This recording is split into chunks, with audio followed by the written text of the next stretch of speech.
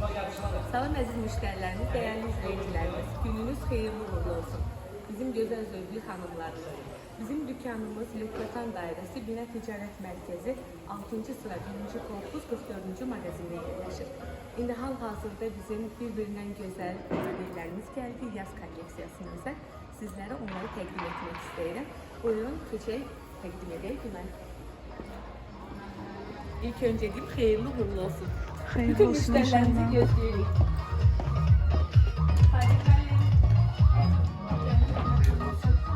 Xeyirli olsun.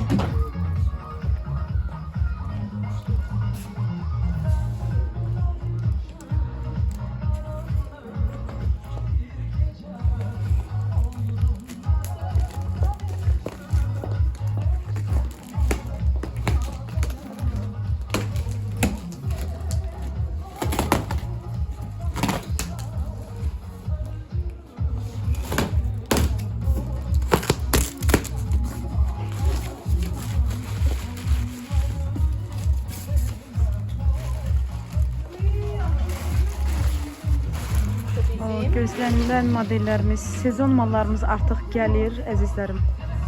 Gülü xanım. Bu dəstək. Hə, nə deyirsən? Bəli, o dəstə ola bilər, tək də ola bilər. Zövqlü modellərimiz var, əzizlərim. Baxın, rəngarəng, qutunun içində yeni sezon modellərimiz var, amma heç birini göstərə bilmirik, üzürlü sayın. Hamısını inşallah açıq, bəli. Modelləri açıb hamısını təqdim edəndən sonra inşallah video Gülnar xanımın əynində o modelləri hamısını bir-bir göstərəcək. Modelləri gördüm, həyecanımdan sizin adınızı da unuttum. Gülü xanım.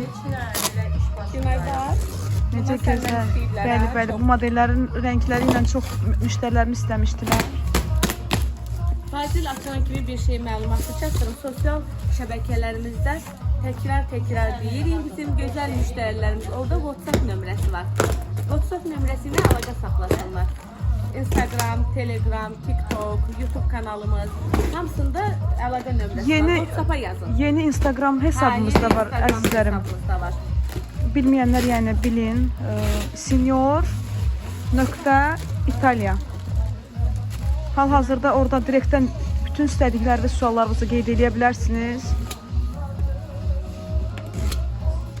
Donlarımız da gəldi, müştərilərimiz istəmişdi, əzizlərim. Rəngləri qurtarmışdı. Baxın, təkrar gəldi.